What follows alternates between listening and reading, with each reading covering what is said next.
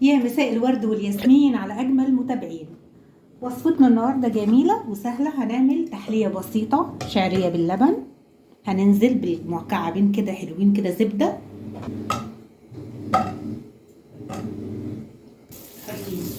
هننزل بالكمية اللي انتي تحتاجيها.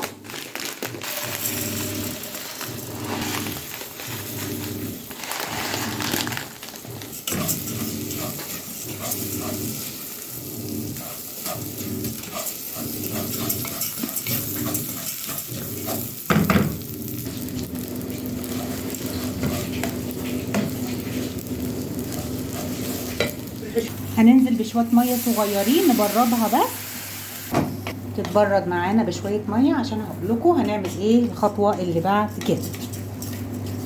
ده لبن مغلي هناخد شوية على قد وصفتنا النهاردة، وهنحليه بالسكر. طبعا السكر اللي انت عايزاه. من النشا هندوبهم في شوية لبن. هنقلب اللبن اللي فيه السكر على قد ما انتوا عايزين. هنقول بسم الله وننزل بكمية اللبن اللي احنا عايزين، ونقلب بسرعة بسرعة بسرعة بسرعة عشان اللبن ما يخرصش معانا كده. ما شاء الله. الفانيليا لاخر حاجة. النشا والفانيليا دول اخر حاجة. تحلية بسيطة وسريعة. واو بقى على الجمال، واو. هنوطي عليها النار مع نفسك يا معلم. هنوطي عليها النار بقى شويه كده بعد ما عملنا الغدا. طب احنا عايزين نحلي بحاجه والجو برد، هنعمل ايه؟ في حاجتين، يا اما بليله يا اما شعريه باللبن، المتوفر عندك على طول.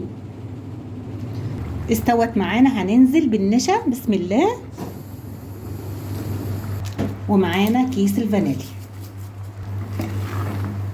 شايفين الجمال والحلاوه والطعامه كده. خلصت معانا.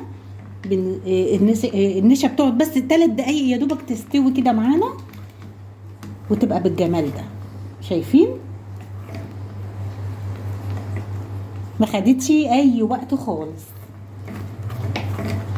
هنملى الكاسات بسم الله كده.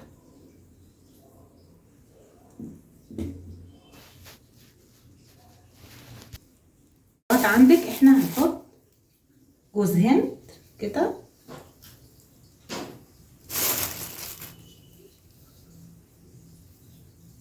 ما اقولكوش بقى على الريحه عامله ازاي في المطبخ بجد، بامانه والله العظيم جميله.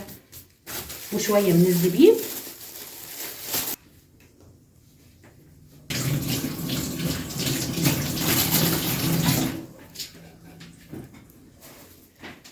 اللبن كمان كان سخن، حطينا كده معلقه على الوش بتبقى جميله وبتدي لها طعم اكتر جميل.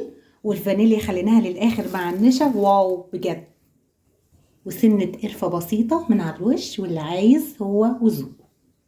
لو عجبكم الفيديو اوعوا تنسوا اللايك والشير والاشتراك في القناه. اشوفكم بكل خير يا رب. جود باي.